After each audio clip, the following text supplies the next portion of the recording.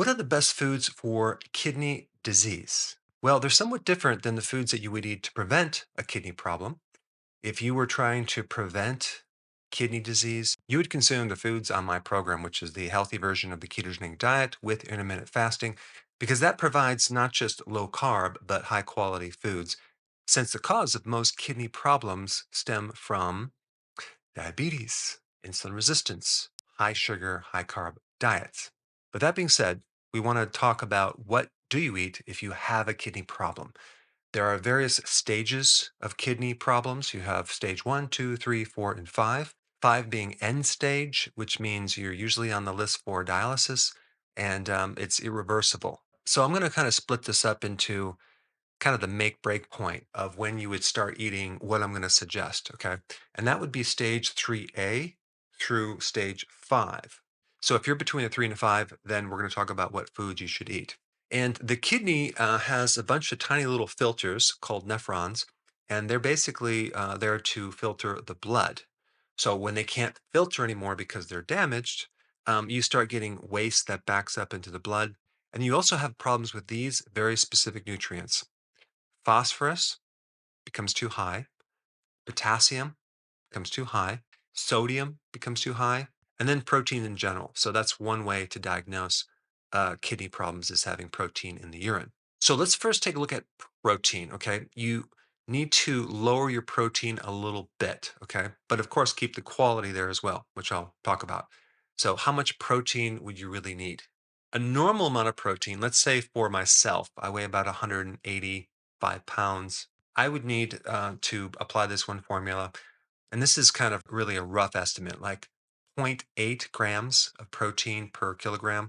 And what that really comes out to is about 65 grams of protein per day. That's kind of what I need right now. But if the kidney becomes a problem, you can't handle that much protein. So you have to lower it to about 45 grams of protein per day. I would go from like 9 ounces of beef per day to about 6 ounces of beef per day. If it was eggs, okay, it's a little bit different protein ratio in there. I would go from 9 eggs a day to 6 eggs a day.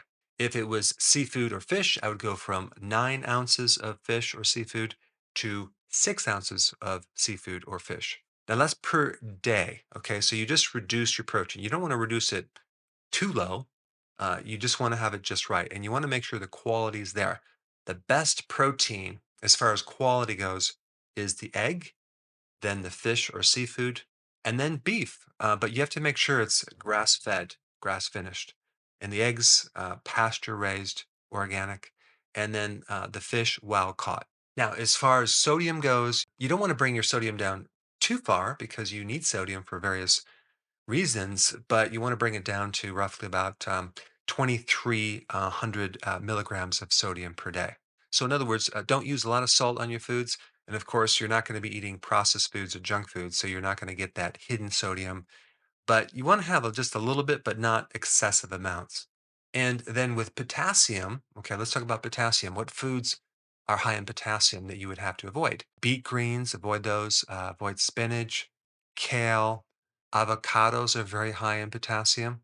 But you would want to have foods low in potassium.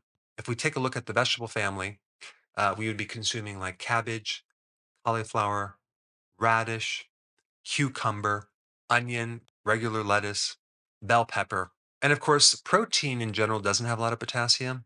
So you could do like tuna and cod and eggs, especially turkey, and even some organic chicken.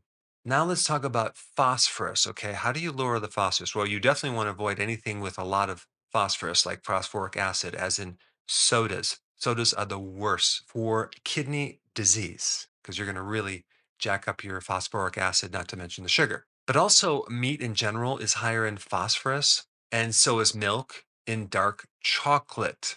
But most vegetables are low in phosphorus. Berries are low in phosphorus. Poultry is lower in phosphorus if you look at the meats. And certain seafood and even eggs are low in phosphorus. Even though they have phosphorus, there's some conflicting data on potassium. In other words, there's an equal risk of dying from too much potassium or too little potassium. And again, always work with your doctor to make sure that they monitor these key nutrients to make sure they're not out of range. That being said, a lot of the recommendations as far as food for end stage kidney problems include grains, which I totally disagree with. There's no benefit of having grains when you have a kidney problem. Instead, focus on the foods that I recommend, as well as adding a natural source of the B vitamins, natural vitamin C, vitamin D3, as well as omega-3 fatty acids, probably from cod liver oil. That would be the best. So these recommendations are for those people that have kidney damage already. Like I said before, if you want to prevent kidney problems, you can have more of these nutrients. And for that, I recommend this video right here. Check it out.